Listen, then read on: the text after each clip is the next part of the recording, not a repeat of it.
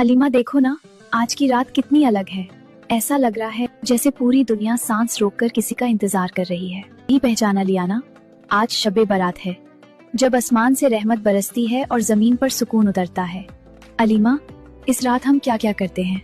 चलो मैं तुम्हें इस रात की कुछ खास बातें बताती हूँ। पहला, किस्मत लिखने की रात। लियाना, सोचो कि अल्लाह के पास एक बहुत बड़ी डायरी है। इस रात वो हमारी पुरानी गलतियों को मिटाकर हमारे आने वाले साल की नई कहानी लिखते हैं। कौन आएगा, कौन जाएगा, किसको क्या मिलेगा, सब आज तय होता है। इसीलिए हम जागते हैं, ताकि जब हमारा नसीब लिखा जाए तब हम अल्लाह से अपने लिए सिर्फ खैर और बरकत मांग सकें। ओ, तभी मम्मी कह रही थी कि आज नसीब लिखा जाता है। दूसरा, मगफिरत की रात। अलीमा, हाँ, सब कहते हैं कि आज मगफिरत की रात है, लेकिन मगफिरत का असली मतलब क्या है? लियाना, मगफिरत का मतलब है अल्लाह की वह चादर जो हमारे गुनाहों को छुपा दे और हमें पाक साफ कर दे। सोचो, अगर हमारे कपड़ों पर कोई दाग लग जाए तो हम उसे धोते हैं ना, वैसे ही साल भर में हमारे दिल और रूह पर जो छोटे बड़े गुनाहों के दाग लग जाते हैं, आज की रात उन्हें आबे तौबा से धोने की रात है। तो क्या आज अल्लाह सबको माफ कर देते हैं? बिल्कुल, आज की रात अल्लाह की रहमत झूम कर बरसती है।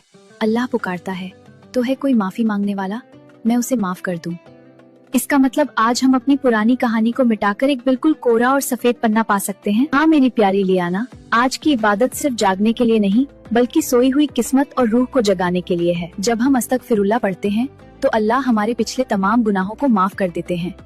अब तीसरा, नबी की सुन्नत। अलीमा, आज की रात तो बहुत बड़ी रात है। क्या हमारे प्यारे नबी भी इस रात को खास तरीके से गुजारते थे? उनकी सुन्नत क्या थी?